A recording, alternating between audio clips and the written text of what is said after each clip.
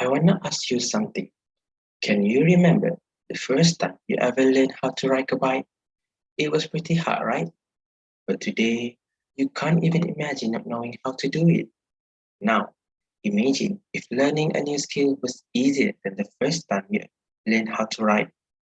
Like it was super easy, a skill that could even save a person's life, maybe even your family members.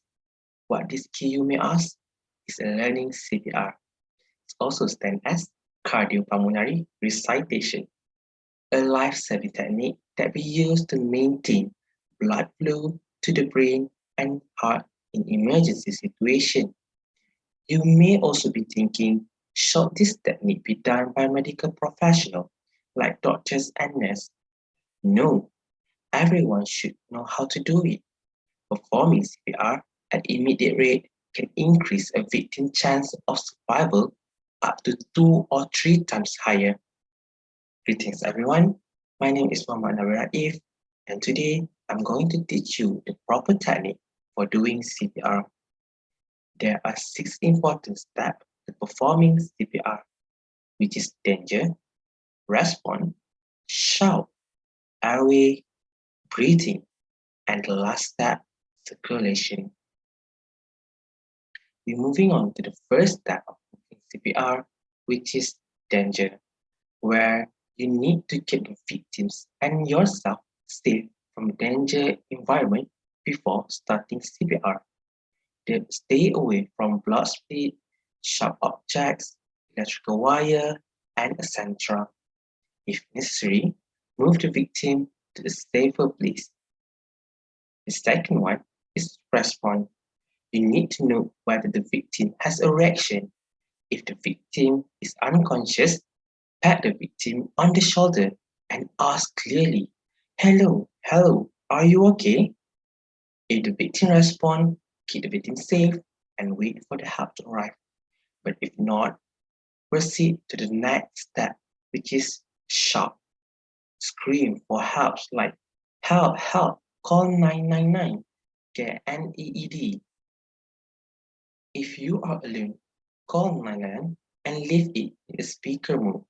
But if there are others around, you can instruct others to immediately call the emergency line while you begin CPR as soon as possible. Moving on to the fourth step is airway, which is you need to open the airway by being next to the victim. Tilt the head and lift the victim's chin. Remember, tilt head and chin lift. The next step is breathing. See if the victim is breathing or not, which only not exceeding 10 seconds. If the victim is breathing too slowly or abnormally, or maybe you are unsure, just assume the victim is not breathing. If no breathing, then that means you can start a compression, which is the most important part. So the most important part by doing is circulation, also as chest compression and brief emergency. Starting which you need to sit to the victims and place one palm in the center of the victim's chest. Place other hand on top of the first hand and cross your fingers. Straighten arms and elbow, then keep your shoulders straight over the victim's chest and press down. Push at least 2 inches deep. Compress the chest at a rate at least 100 times per minute. Let the chest rise fully between the compressions. Then you need to give a breathing assistance while pressing on the chest. To mix breathing assistance, you need to make sure the mouth is clear, or you can use pocket mask if you have one. Tilt the head back slightly and lift the chins like you do in airway step. Pinch the nose shut, place your mouth fully over theirs and blow to make their chest rise. If their chest does not rise with the first press, tilt their heads. If their chest still does not rise with the second breath, the person may be choking. So repeat the cycle of 13 chest compression and 2 rescue breaths until the person starts breathing or helps arrive.